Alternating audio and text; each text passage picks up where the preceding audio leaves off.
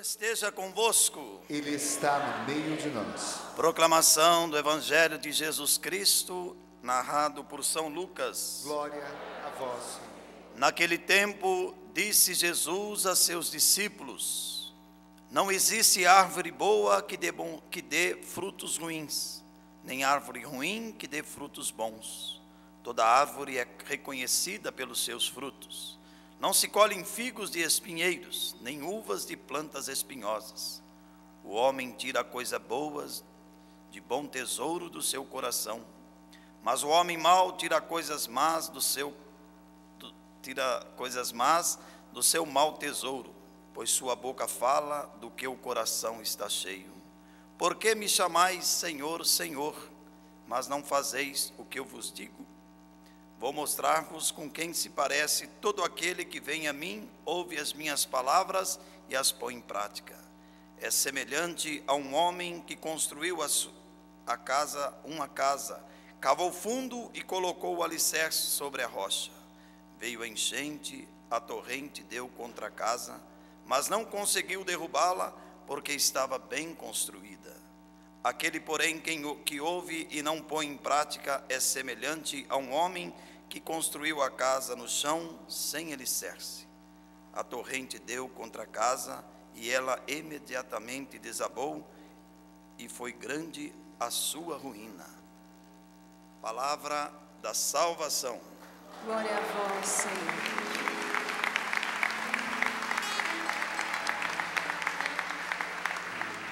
Vai se sentando e cantando.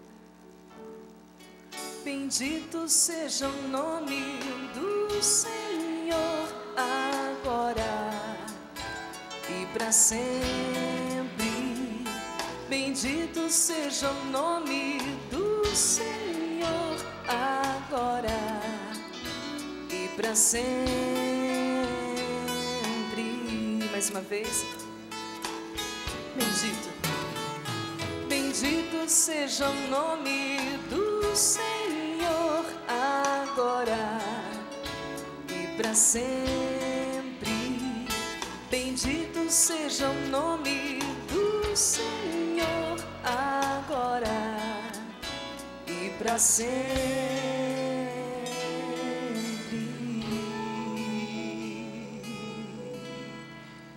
Tanto o Evangelho como a primeira leitura de hoje, e como este salmo, né, que nós acabamos de cantar, esse salmo tão lindo, dizem tudo a respeito daquilo que nós estamos vivendo.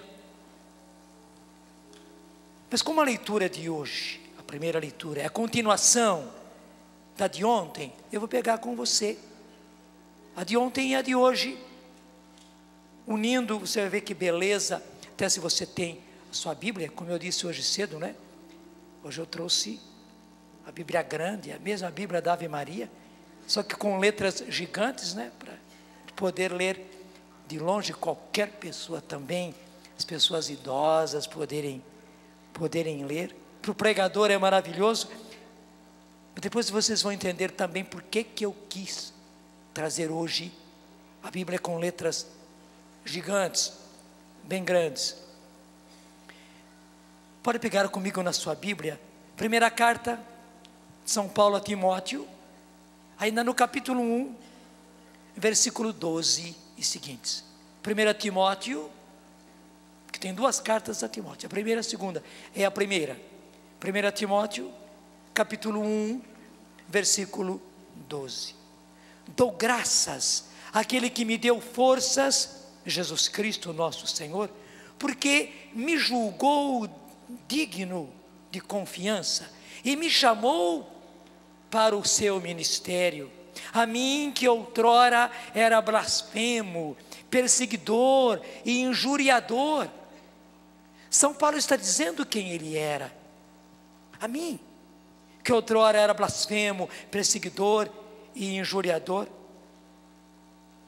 ele me julgou digno de confiança e me chamou para o ministério, porque alcancei misericórdia, porque ainda não tinha recebido a fé, e eu o fazia por ignorância. E a graça de nosso Senhor foi imensa, juntamente com a fé e a caridade que está em Jesus Cristo. E agora começa a leitura de hoje, que está todinha unida. Eis uma verdade absolutamente certa e merecedora de fé. Jesus Cristo veio a este mundo para salvar os pecadores, dos quais eu sou o primeiro. Eu tenho a certeza que esta palavra não é só para São Paulo, é para todos nós. E eu preciso dizê-la a mim, tanto quanto eu tenho a certeza que você precisa dizê-la a você também. Jesus Cristo veio a este mundo para salvar os pecadores, dos quais eu sou o primeiro. Veja, mesmo que você não seja o maior pecador, porque graças a Deus talvez você não seja o maior pecador, mas mesmo que fosse, e aí está o importante, é isso que a palavra de Deus quer frisar, porque às vezes você diz, não, mas eu não sou tão pecador assim. Mas veja bem, quem está em risco de morte, pode ser de uma coisa gravíssima, e pode ser de uma coisa qualquer, mas se está em risco de morte, é risco de morte. Verdade ou não é? Aí não se mede se a coisa é mais grave ou menos grave, é risco de morte. Da mesma forma, repito, talvez você, graças a Deus, não seja o maior pecador, mas é verdade que Jesus veio para salvar os pecadores, dos quais eu sou o primeiro. Até mesmo Ele me colocou diante dos seus olhos, Ele me colocou diante da sua misericórdia. Meus irmãos, nós precisamos levar a sério, muito a sério isto, porque nós temos a ilusão de que nós mesmos nos convertemos. Até a gente gosta de dar o nosso testemunho, né, da minha conversão. Eu me converti, eu era assim, assim, assim, assim, e eu me converti, eu me transformei. É ótimo dar testemunho, é preciso dar testemunho, mas nós não podemos cometer esse engano, como se nós que, pela nossa vontade, pela nossa decisão, pelas nossas forças, quando nós quisermos, nós deixamos então toda a nossa vida passada, a nossa vida errada, mesmo que não fosse uma vida erradíssima, mas quantos de nós estavam sucumbindo no ressentimento, na mágoa, na decepção, numa vida amarga, ou numa vida leviana, numa vida sem responsabilidade, sem levar em conta a vida, sem levar em conta Deus. E pode ser que você seja, eu posso me contar no número daqueles que cometeram grandes pecados. E que bonito, Deus não olha o tamanho do seu pecado, Ele olha você. É você que tem que ser salvo. Quem é salvo é salvo. A pessoa estava às portas da morte, não interessa se era uma doença gravíssima, uma doencinha qualquer, estava às portas da morte. Poderia morrer.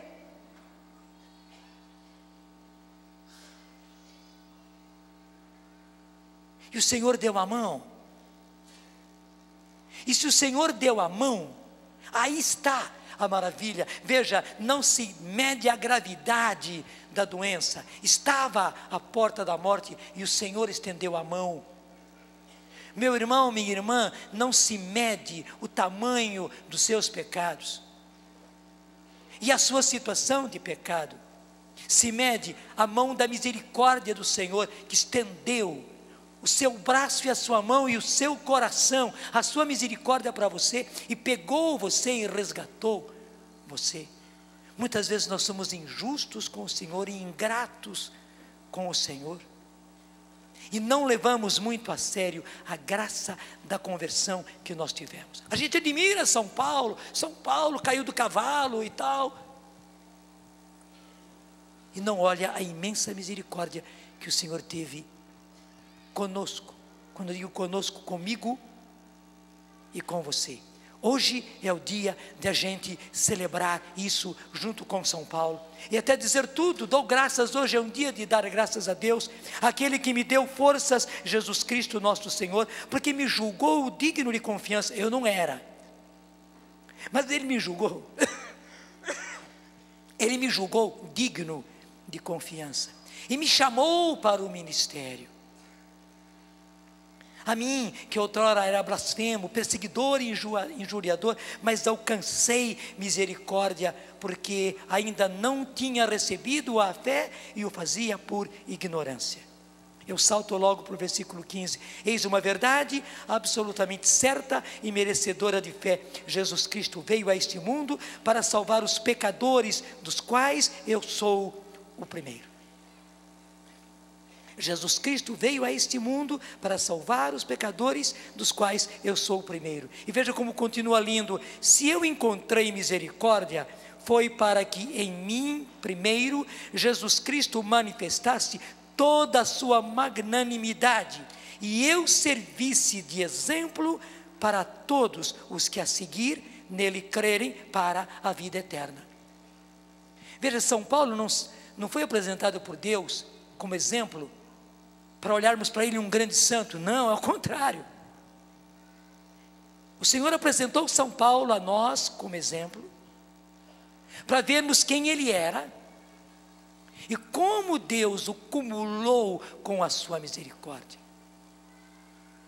Assim como Jesus no caminho para Damasco se manifestou a Paulo com aquela luz que caiu sobre ele, e nós até dizemos que ele caiu do cavalo. É muito improvável que ele estivesse andando a cavalo, mas de qualquer jeito a expressão cair do cavalo aconteceu com ele. Mas por quê? Porque a luz da misericórdia de Deus caiu sobre ele, como caiu sobre mim, como caiu sobre você, como caiu sobre nós.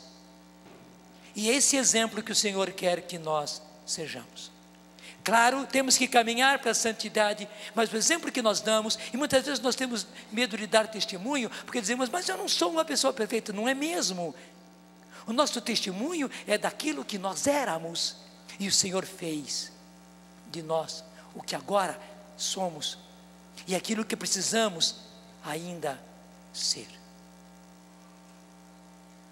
E deixa eu dizer uma outra coisa, graças a Deus, a Canção Nova tem realizado esta palavra, esta linda palavra. Graças a Deus, nesses 25 anos, a Canção Nova tem realizado o sistema Canção Nova de comunicação, que começou com aquela radiozinha, e que foi crescendo, e o Senhor mesmo criou esse sistema, esse grande sistema de comunicação. E o Senhor ainda quer que ele cresça. Não é que nós queiramos, não. O Senhor quer que ele cresça, porque ele quer atingir a muito mais gente para realizar esta palavra. Gente, nós estamos em tempos maravilhosos de misericórdia, e o Senhor sabe muito bem que nós seremos salvos só pela misericórdia dele. O Senhor sabe muito bem que os nossos entes queridos, os seus entes queridos, pessoas muito próximas a você, talvez seu marido, talvez sua esposa, porque talvez o durão aí não seja o marido, seja a mulher. Quanta mulher durona por aí, pirracenta,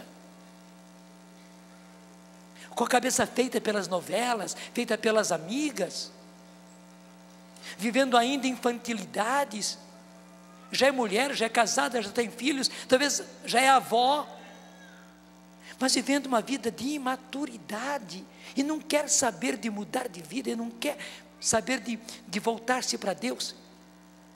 Talvez o grande trabalho seja justamente com a sua mãe. Desculpe, com a sua mãe. Repito, que não quer dar o braço a torcer, pirracenta. É a sua mãe, e claro, nós a honramos como sua mãe, você a ama, e nós a honramos como sua mãe, mas talvez seja ela a que dá trabalho em casa, como também pode ser que seja o seu pai. mas pode ser que seja você. E aí que está, é só pela misericórdia do Senhor que os nossos estão sendo salvos e serão salvos. Talvez seja filho seu, talvez seja filha sua, que precisa dessa misericórdia, e precisa que esta palavra se realize na vida dele, na vida dela. Quanto pai, quanta mãe, com o coração na mão, por causa dos próprios filhos.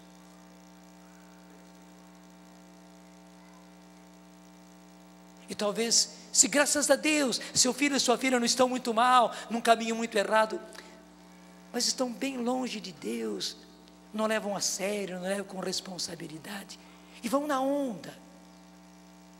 Meu irmão, minha irmã, é só pela misericórdia, é só pela misericórdia. E o mundo está tão mal, e a tentação está tão inclemente, que se não for a misericórdia do Senhor, eles não conseguem. Mas ao mesmo tempo nós podemos proclamar que a misericórdia do Senhor está aí, à disposição de quem quer que queira aproveitar-se da misericórdia do Senhor. Eu posso dizer sem medo, estamos na hora da misericórdia. Não é apenas do terço da misericórdia, não, é ao contrário, nós rezamos todos os dias o terço da misericórdia, porque nós estamos vivendo a hora da misericórdia, o tempo da misericórdia. É tempo de Deus, tempo de perdão, tempo de misericórdia. O Senhor está facilitando todas as coisas, porque Ele não quer perder ninguém. E graças a Deus, a Canção Nova tem vivido essa palavra. Claro, ela não é única, e eu não quero que ela seja única, pelo contrário, eu quero que muitas e muitas instituições da igreja realizem isso, e mais e melhor do que nós. Eu quero que os outros sejam melhores ainda, que salvem mais, que tragam mais pessoas, que recuperem mais, que restaurem mais, porque o que interessa é a restauração, é a recuperação, é a volta, é o retorno. Mas eu não posso negar que graças a Deus, nós temos essa graça, estamos fazendo esta obra, e que bom, você participa de cheio desta obra de resgate. Você sabe o que é resgate. Ainda mais nesses tempos infelizes, né, de sequestros. Você sabe muito bem o que é um resgate. E o Senhor está resgatando, estamos vivendo, e a Canção Nova tem resgatado para Deus, mas resgatado para você, resgatado para a sua família, resgatado para a sociedade, resgatado para a vida, muita gente que saiu obrigado, que saiu da bebida, que saiu da droga, que saiu do adultério, que saiu da infidelidade, que saiu do desespero, que saiu da depressão, que saiu da doença. Graças a Deus que isto aconteceu. Temos que fazer muito mais ainda, e eu quero dizer, temos que atingir gente no mundo inteiro, mas temos que atingir os próximos, os mais perto de você, aqueles pelos quais você se preocupa, pelos quais você se responsabiliza, porque é certo, você é o primeiro a dizer, eles não podem se perder. E o mundo de hoje está de tal maneira, que se a gente não agir muito bem, se nós não levarmos a eles a misericórdia de Deus, e se não levarmos a eles a misericórdia de Deus, eles correm o grande risco de se perder. Não é que Deus não queira salvar, que Deus salva um e não salva o outro, não é que Deus seja impotente, não, é porque daí precisa também a parte da pessoa. E muitíssimas vezes, quem está se fechando à graça, quem está fechando a própria mente, o próprio coração, os próprios sentimentos, à graça, à salvação de Deus, é a própria pessoa. Se você fecha a boca, por mais que eu tente, eu não vou conseguir colocar o remédio na sua boca, eu não vou conseguir. É a mesma coisa. Até para você beber, por exemplo, nem basta você colocar na boca, senão você põe na boca.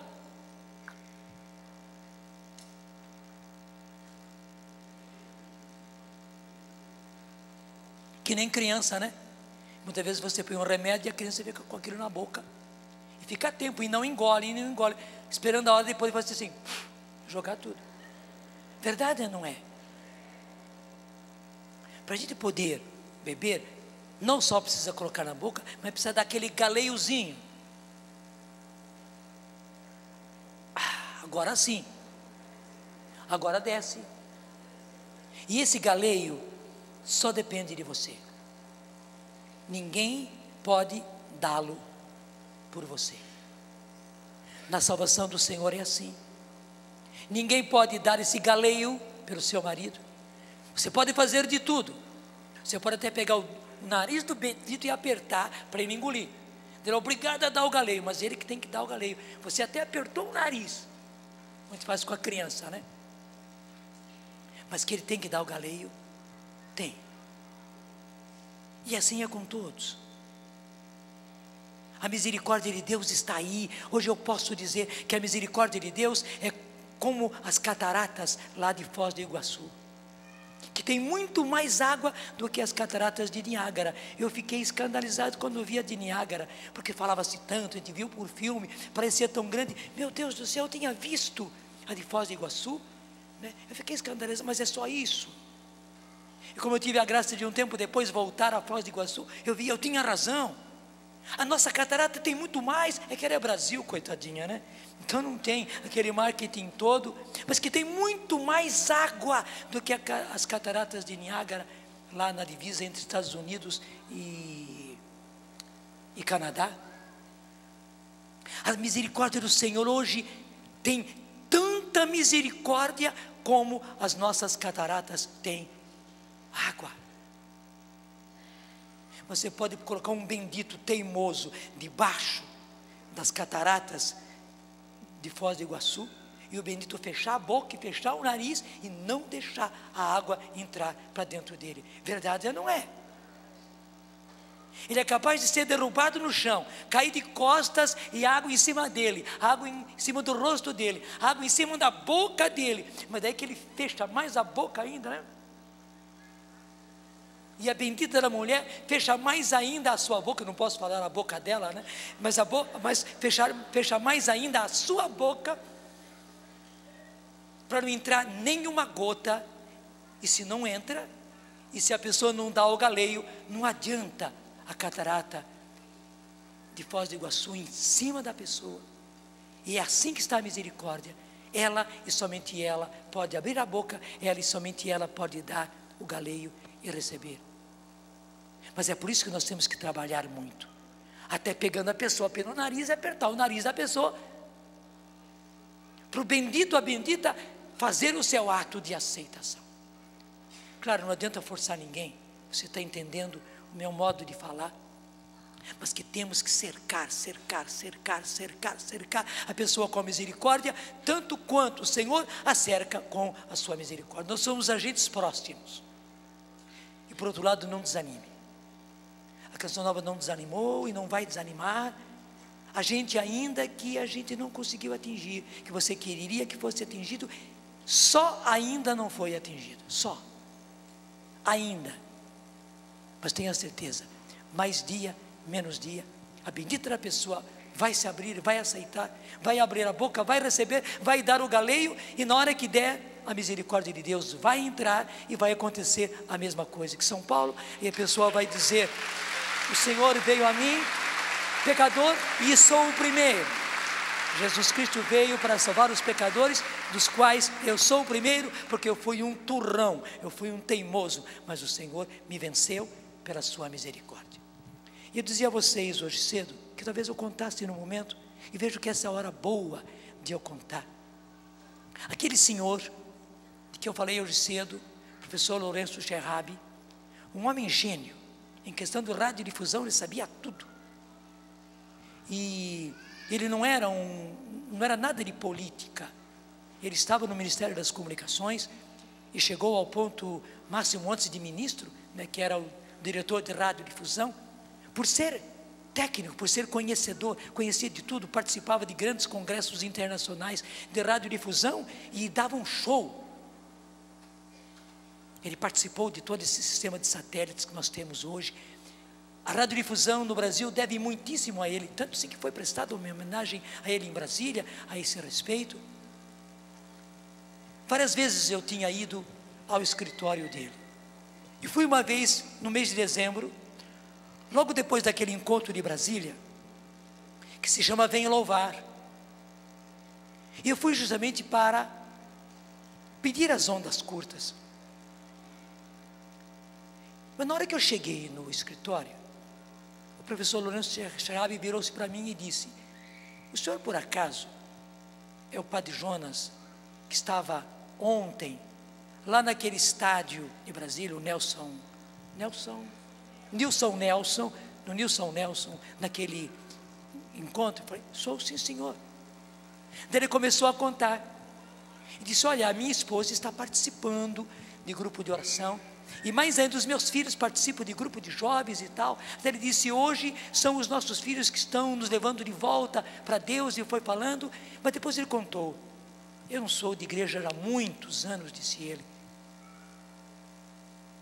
E nesse final de semana eu fui para casa com bastante serviço para fazer em casa.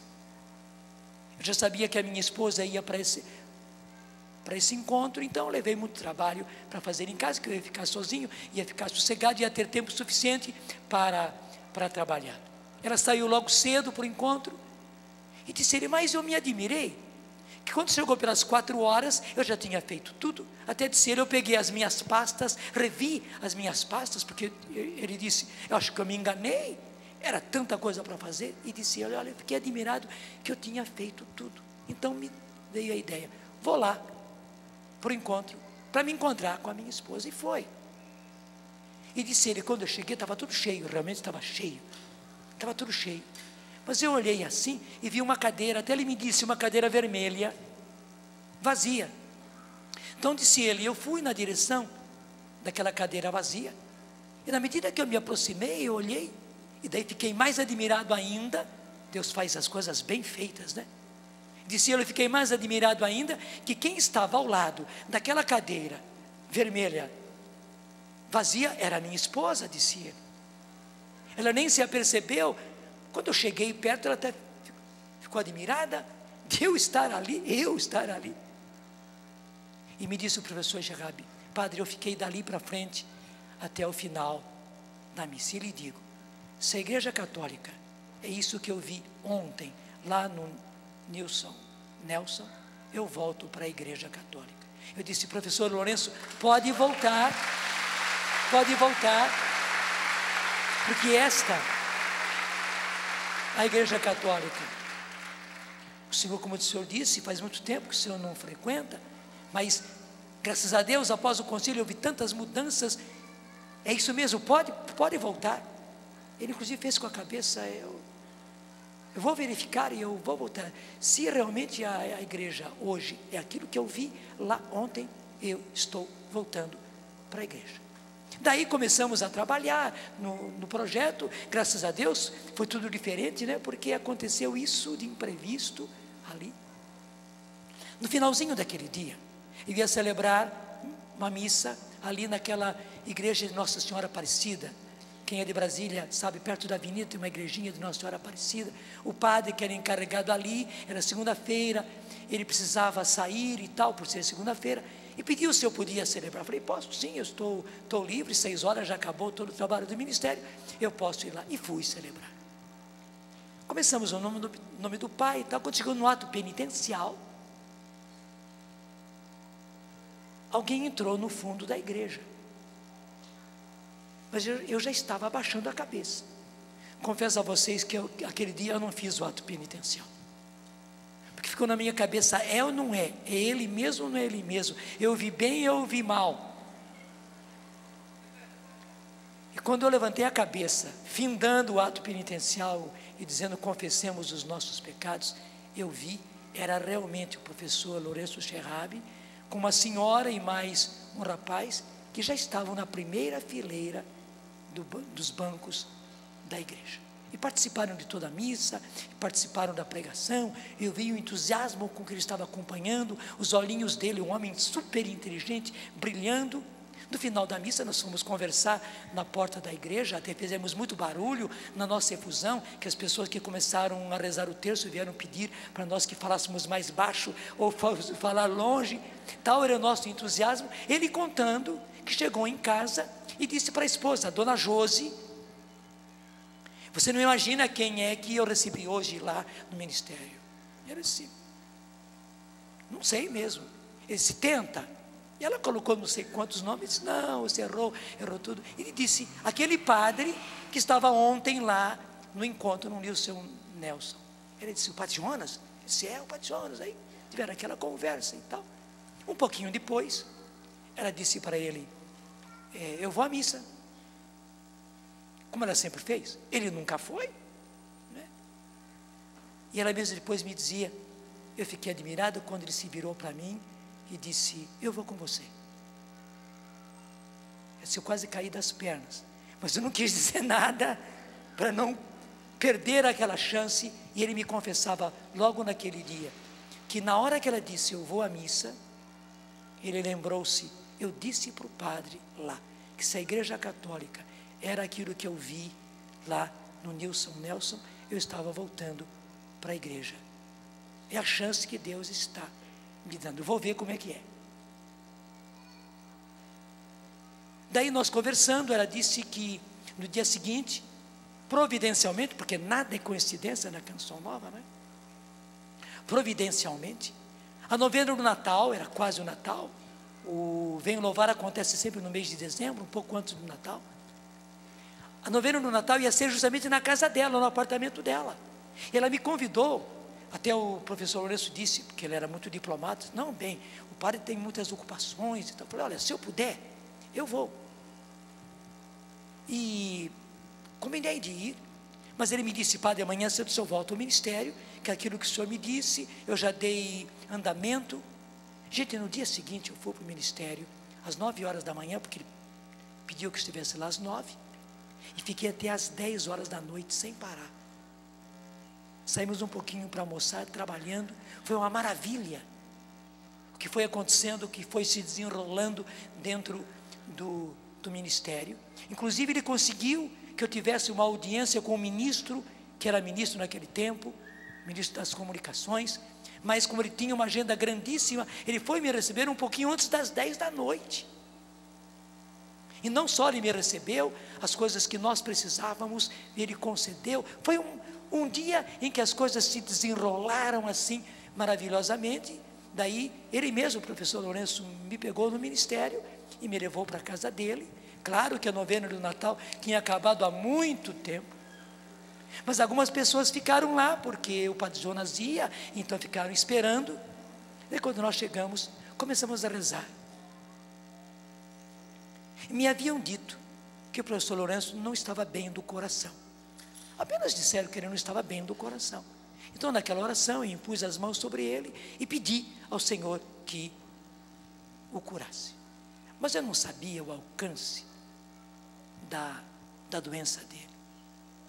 Foi depois que eu fui saber, inclusive de amigos muito íntimos dele, e da própria esposa dele, a dona Josi, porque daí a gente foi se aproximando cada vez mais. O professor Lourenço podia cair morto, fulminado do coração a qualquer momento. Tal era a doença do coração de que ele era portador. E os médicos já disseram que, infelizmente, por causa da situação, ele não tinha como fazer uma cirurgia. Pelo contrário, uma cirurgia podia ser justamente fatal. E já tinham chegado à conclusão de que não fariam cirurgia, mas ele a qualquer momento podia cair fulminado. A esposa sabia. Os amigos ficavam temerosos. Que beleza! A partir daquele dia, as coisas foram virando ao avesso, né? Cada vez mais. Cada vez que ele voltava ao médico para fazer a revisão, ele estava melhor. Todos que ele disse para o médico: olha, trabalhe bastante do jeito que o senhor está trabalhando, porque quanto mais o senhor trabalha, mais o senhor melhora. Mal sabia o médico que não era o trabalho, era outra coisa. Deus mesmo o havia curado, ele estava cada vez melhor. Mas uma coisa muito interessante foi esta, isso aconteceu no mês de dezembro, essa oração também aconteceu no mês de dezembro. No carnaval, eu sempre celebrava o rebanhão aqui, naquele tempo ainda era lá em Cruzeiro que nós fazíamos o rebanhão. Mas naquele ano, o pessoal de Brasília insistiu tanto que eu fosse também participar do rebanhão lá, que cresceu tanto em Brasília, eles começaram conosco, depois começaram a fazer lá, que eu aceitei ir. Então eu fiz aqui a segunda-feira inteirinha, e na terça-feira de manhã cedo, fui para São Paulo, peguei o avião, fui para Brasília, e ainda peguei o restante do dia de terça-feira lá em Brasília. Foi um dia muito cheio, terminamos a missa já de noite da terça-feira de carnaval, e eles tinham preparado de me levar para a casa justamente do professor Lourenço Cherrabi para lanchar. E a esposa dele, a dona Josi, também foi muito esperta, já estava com o lanche na mesa, trouxe as últimas coisas e disse que ia buscar uma coisa na cozinha, só que foi buscar coisa na cozinha e não voltou mais. E ficamos só nós dois no lanche, ali, entre comendo e conversando. E esta conversa começou pelas 9 da noite, só foi terminar às 3 da madrugada. Porque justamente ele, gênio que era, tinha todas as perguntas a respeito da igreja, né? Que uma pessoa que há tantos anos estava longe da igreja tinha. Ainda mais ser uma pessoa genial, e leu tanta coisa, e tem tanta coisa escrita por aí, né? Os Da Vinci da vida, por aí. Sorte que não tinha esse livro ainda naquele tempo, mas ele perguntou tudo o que queria perguntar, e eu com simplicidade ia respondendo. E olha, graças a Deus, ele ia aceitando, um homem genial, mas ia aceitando e vendo que tinha coerência, que tinha lógica. Eu respondia com propriedade, mas também com simplicidade. E das últimas coisas que eu acabei dizendo para ele, foi essa: professor, valeria a pena que o senhor fosse fazer o cursilho. Até disse para ele, porque é o bispo auxiliar de Brasília, como é que chama? Dom Geraldo Ávila, né? Dom Ávila, que é o bispo auxiliar de Brasília, ele que é o diretor espiritual dos cursilhos, vai sempre, seria ótimo o senhor fazer o cursilho, porque eu vi que ele era uma pessoa intelectual, muito intelectual. Ele disse, vai fazer bem para o senhor. E foi também a graça de Deus. Ele foi para o cursilho, né, mergulhou no cursilho, Dom Ávila estava lá, ficaram amicíssimos, né? E daí para frente não teve mais jeito, né? Mas antes de terminar aquela noite, um pouquinho antes das 3 da madrugada, sem medo, impus as mãos sobre ele e pedi a graça do batismo no Espírito Santo.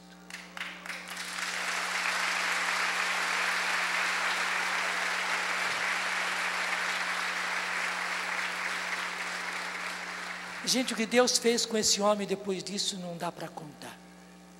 Você sabe que hoje nós não temos apenas a Canção Nova, nós temos muitíssimas rádios e muitíssimas televisões, né?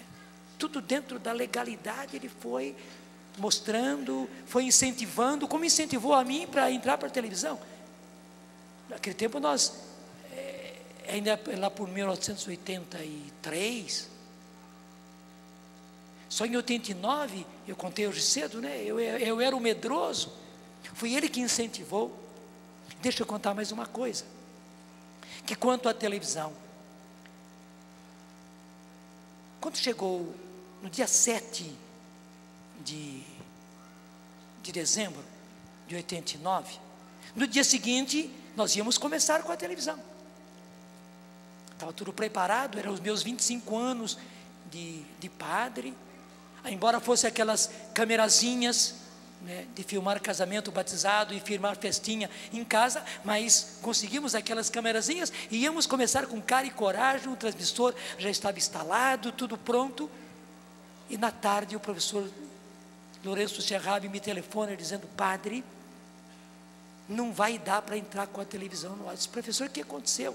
Ele disse, olha, saíram os documentos aqui de Brasília para São Paulo, porque vocês, aí pertence à circunscrição de São Paulo, é o Dentel de São Paulo que dá a aprovação. Mas justamente, o engenheiro, não sei se foi engenheiro ou se foi advogado, devia passar por um deles, que recebeu, acabou deixando na gaveta, e ficou lá, e ele não deu andamento aos papéis, para os quais eu tinha pedido urgência, não voltou para Brasília, portanto, não foi feito em Brasília o que devia ter sido feito, amanhã nós não vamos poder entrar no ar. Mas ele logo disse, eu já estou acostumado com a canção nova, né? Vocês dizem que tudo pode ser mudado pela oração, e ele disse, eu já sei que é isso mesmo, então o joelho, daí ele deu ordem, né? Joelhos no chão e peçam, até amanhã eu lhe dou uma resposta. Gente, imagine o que aconteceu comigo. Por um lado, o meu estômago foi lá embaixo, mas graças a Deus, o meu coração, em vez de descer, ele subiu, e eu comecei a esperar, com grande esperança, e disse para todo o nosso pessoal, aliás, não disse para todos não, senão eu podia até desanimar o pessoal, disse para os mais próximos, nós vamos fazer tudo, sabendo que a televisão vai entrar no ar, às 10 horas da manhã, como está previsto que seja o horário da missa, né, que vai inaugurar a televisão. Veja, a missa dos meus 25 anos de padre, até Dom João Hipólito de Moraes, o nosso bispo, é que vinha celebrar e tal. Então, 10 horas entraria a televisão no ar. Era 8 de dezembro, mas era um dia de semana, portanto, em Brasília, era dia normal de trabalho. Gente, 10 para as 10. Me chamam correndo no telefone, e eu vou para lá, esperando que seria um telefonema do professor Lourenço, né? E é o coração na mão, né? É positivo ou é negativo? Entra ou não entra no ar? Ele me disse, padre, depois eu explico, porque agora não dá tempo de explicar, né? Põe a televisão no ar, porque as coisas foram resolvidas.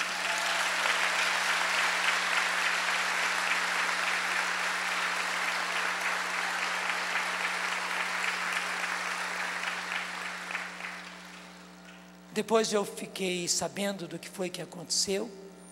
Ele acabou conversando com o que era naquele tempo o diretor do Dentel aqui em São Paulo, explicou o caso para ele. Esse diretor do Dentel, que depois tornou-se também muito amigo nosso, ele aqui da região de Areias, estou tentando me recordar o nome dele, se alguém de vocês se recordar, me diga, né? Ele disse ao professor, olha, eu já estou assinando, não dá tempo de chegar em Brasília, mas eu passo um fax para o senhor vai ter o fax aí, é facsímile, o senhor tem o fax aí, né? E fez isso, mandou por fax o documento já assinado por ele, que aquele advogado ou engenheiro não tinha segurado na própria mesa, talvez nem foi de má vontade, mas com tantas coisas acabou ficando lá. Mas não foi simplesmente um telefonema, não foi simplesmente uma assinatura, foi aquilo que o professor Lourenço disse, tudo pode ser mudado pela oração, tudo pode ser mudado pela oração. Precisava assinatura, né? E normalmente não se faz assim, foi tudo dentro da legalidade, mas Deus abriu as portas, e interessantíssimo, a própria dona Josi sempre disse que o professor Lourenço nunca tirou férias, porque quando chegava o tempo de férias dele, ele ficava em casa fazendo outras pesquisas, ele era obrigado a tirar pelo menos 15 dias de férias, mas as férias dele eram em casa mesmo, fazendo pesquisa no campo de radiodifusão. Eu me lembro que ele até me telefonou, e dizendo, eu vou tirar férias. Eu disse, professor, que bom que o senhor se converteu e vai tirar férias. Ele disse, eu vou sim, vou lá para o Nordeste, e vou ficar apenas 10 dias, mas vou ficar 10 dias lá na próxima praia com a minha família etc, etc. Conversamos, rezei por ele, disse, vai com Deus. Gente, no dia seguinte chegou a notícia da morte do professor Lourenço. Ele chegou em Brasília, chegou lá no Nordeste, não lembro qual das capitais, e ficou no hotel naquela noite. E na manhã seguinte, a esposa disse, olha, nós vamos para a praia. Estava ela, estavam os filhos, nós vamos para a praia. Eu disse, não, eu não vou já, eu prefiro descansar um pouco mais, né? Quando eu estiver mais descansado, eu vou para a praia. Disse, então tá bem, né? Eu vou, se você quiser, você vai, senão eu de volta aqui. Quando ela voltou, o professor já estava morto. E foi um choque para todo mundo. Talvez até mesmo ali no quarto do hotel, ele percebeu alguma coisa de anormal. Então aquilo que os médicos diziam para ele era verdade, professor, trabalhe muito, porque quanto mais o senhor trabalha, melhor fica o seu coração. E Deus conservou aquele homem até que fosse preciso para ele fazer tudo que era necessário para que nós tivéssemos essa maravilha que nós temos hoje. Deus é maravilhoso, não apenas Ele concedeu a pessoa, mas Ele converteu a pessoa para que, como São Paulo, ela não é a realização da palavra que está aqui hoje, não é? Ele converteu a pessoa para que ela pudesse fazer tudo isso. Eu não tenho dúvida, a Canção Nova é o que é também por causa do professor Lourenço Gerhabi, ao qual eu presto uma homenagem com muita gratidão neste momento, porque não apenas ele foi um grande amigo que ajudou, mas ele foi o convertido pelo Senhor do jeitinho de São Paulo, para que a Canção Nova fosse aquilo que ela é.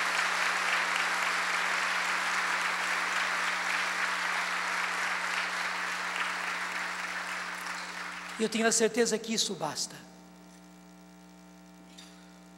porque isso dá a você a certeza de que também o seu ente querido, que não é um gênio como o professor Gerhabi, mas que é um amado de Deus, que é uma amada, uma querida de Deus, está debaixo dos olhos da misericórdia do Senhor. A mesma misericórdia do Senhor para com o professor Lourenço, a mesma misericórdia do Senhor para com São Paulo, que naquele tempo ainda era salvo, está sobre a pessoa que você ama, que você não quer e não pode perder. Saiba que você tem uma aliada nesta tarefa, a Canção Nova.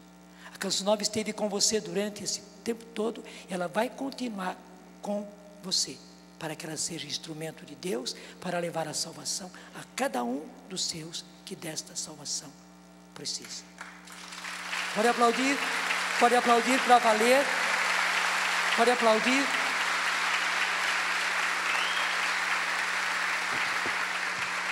Porque isso é obra do Senhor, uma maravilha aos nossos olhos. Vadinho e Cidinha, faz favor, Antônio e... esqueci o seu nome, faz favor, venham. Isso, Antônio e Gildete, não é isso? Venham, porque, não sei se você se lembra, o Vadinho, meu primo, já esteve aqui com a Cidinha, para dar o seu testemunho, que hoje eu mesmo faço questão de dar. O Vadinho passou por uma situação dificílima. O que teve mesmo lá do coração, que o sangue saiu todo? Ruptura de aorta. Ruptura de aorta, quem entende sabe que não é qualquer coisa, né? Porque é a veia aorta que sai do coração levando todo o sangue arterial, né? É o principal do coração, e aquilo rompeu, né? E aquele sangue derramou-se todo ali dentro da caixa torácica, dentro do pulmão dele. Ele foi levado às pressas para o hospital, uma cirurgia demoradíssima. 9 horas de cirurgia. 9 horas. 9 horas de cirurgia, e depois os médicos também estavam com o coração na mão e diziam não sabemos o que vai ser. Só 20% chegam à cirurgia. Só 20%. Eu estava em casa, eu me reuni com a minha família, foi um acaso. E só de noite, depois que acabou toda aquela reunião de família, que o Zé Carlos, meu irmão, a quem a Cidinha tinha telefonado, me disse: agora eu tenho uma notícia dura para dar para você. O Vadinho, nosso primo, aconteceu isso assim com ele, ele passou por uma cirurgia e tal, e tal, e tal. Mas já era tarde da noite, como é que eu iria para o hospital? Senão, amanhã, a primeira coisa que eu vou fazer é ir lá ao hospital. Isso era sábado, o dia seguinte era domingo. Realmente, no domingo seguinte, telefonei logo cedinho para a Cidinha, 8 horas da manhã, estávamos conversando, e já estava eu indo para o hospital. E quando cheguei, e abri a palavra de Deus para rezar por ele, estava todo entubado. Ainda conversei ali com os paramédicos, eles faziam com a cabeça assim, né? Eu pedia notícia, eles faziam com a cabeça assim. Você sabe quando um paramédico ou um médico faz com a cabeça assim, o que isso quer dizer, né? Tudo era para desanimar, mas eu abri a palavra de Deus e veja a palavra que caiu: não hei de morrer. É Salmo 117, o mesmo salmo que eu apresentei a você hoje de manhã cedo. Não hei de morrer, viverei para narrar as obras do Senhor. O Senhor provou-me duramente, mas poupou-me a morte. O que eu ia fazer nessa hora? É claro, eu só podia dar razão à palavra de Deus. E rezei pelo Vadinho, já agradecendo a Deus a cura que Deus estava dando a ele.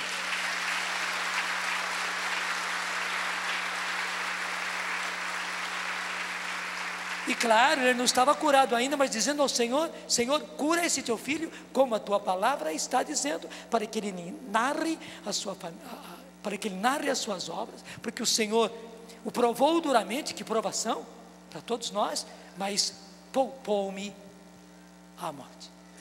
Eu desci, eu já falei para você, para sua filha, não é? Me alegrando, pegando a palavra de Deus, mostrando para você e animando vocês, não é? Pegar uma esposa nesta hora e dizer para ela: se anime, né? Se encoraje, porque a palavra de Deus foi essa. Não é fácil, precisava de muita fé, eu estava me arriscando, mas graças a Deus a Cidinha levou em conta. Eu vi até o sorriso, a esperança que voltou aos olhos, ao rosto dela. A filha dela também, claro, ela com um pouco mais de dificuldade, mas voltou também e disse, ela até me falou ontem à noite lá na quermesse que acontece na nossa paróquia, todo mundo parou para rezar e tudo mais.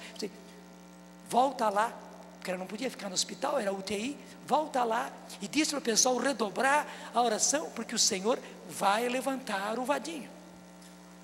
Gente, no dia seguinte, que era segunda-feira, a missa das 7 horas cabia a mim. Eu não lembro mais qual era o evangelho, mas o evangelho dizia tudo de arriscarmos na fé. O que eu tinha que fazer? Desculpe, eu seria muito ingrato com Deus e seria muito cabeça dura se eu não desse razão à palavra de Deus. Então contei tudo o que tinha acontecido e disse para as pessoas: unam-se em oração conosco, porque o Vadinho vai levantar. O médico disse que ia ficar não sei quanto tempo no hospital, né? No final daquela semana o Vadinho saiu. O médico disse que ele ia ter sequelas. Que sequela que ele teve, não é? O médico disse que ele ia demorar não sei quanto tempo para trabalhar. Ele estava que nem um leão querendo trabalhar dentro da jaula, dando maior trabalho em casa, porque homem em casa só dá trabalho, não é verdade? Mas se ele quer trabalhar, quantos anos faz que isso já aconteceu, Vadinho? 4 anos. 4 anos, está aqui. 4 de maio de 2001. Aqui, para provar a palavra de Deus. Não hei de morrer, viverei para narrar as obras do Senhor. O Senhor provou-me duramente, mas poupou-me a morte. E você chegou aos 40 anos. Em 40 dias ele pegou o carro e foi trabalhar. A ordem do médico era meio-dia, ele ficou o dia inteiro e bem. Está aí, está aí. Vamos ficar em pé, nós vamos abençoar as alianças deles, aí mesmo, nos dedos mesmo. Porque é muito melhor abençoá-las no dedo do que abençoá-las fora. E você também que é casado, faça ou não faça aniversário, pode ser que você não faça 40, pode ser que você não faça 44 anos de casado, mas mesmo que faça meses que você se casou, se você quer, peça ao Senhor esta mesma bênção. Senhor, tu estás vendo estes teus filhos, estes teus filhos, também os que estão em casa, Senhor, em tantos outros lugares, até mesmo longe desse Brasil, Senhor, mas que agora participam conosco. Eles se apresentam, Senhor, eles apresentam a Ti o seu casamento, eles apresentam a Ti, Senhor, as suas famílias, eles apresentam, Senhor, as dificuldades pelas quais os casamentos estão passando nos dias de hoje, e os casamentos deles passam, Senhor, e as famílias deles estão passando, Senhor. Derrama hoje sobre eles, derrama agora, Senhor. Isto é obra do Senhor, e esta é uma hora do Senhor. Derrama, Senhor, sobre cada um desses casais, derrama, Senhor, sobre cada um desses teus filhos e filhas, mesmo que estejam separados por 1000 razões, mas estão aí. Eles receberam o sacramento do matrimônio, eles têm esperança, eles têm fé, eles têm amor no coração. Senhor, abençoa a eles, abençoa o matrimônio deles, abençoa, Senhor, a família deles, e que a Tua bênção, Senhor, seja realmente o selo do casamento, da fidelidade, do amor e da graça para eles e para a sua família. No nome do Pai, do Filho e do Espírito Santo. Amém. Os maridos beijem a aliança da esposa, e a esposa beije a aliança do marido. Se você está sozinho, beije a sua aliança. Você mesmo, abracem-se, maridos e mulheres, aí, abraça para valer isso, publicamente isso, porque o Senhor é bom. Cantamos, e que o Espírito Santo faça toda a obra em nós. Deus abençoe você. Vamos aplaudir o nosso Deus, toda essa providência.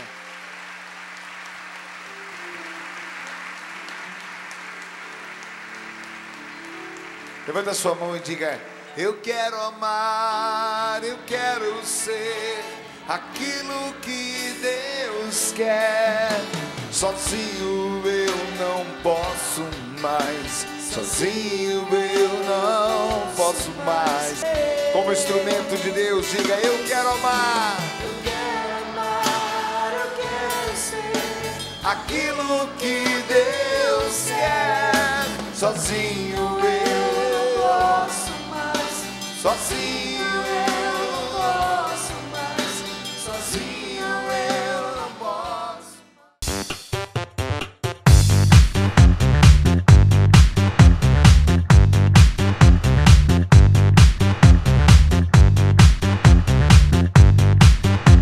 CançãoNovaPlay.com. Assine já!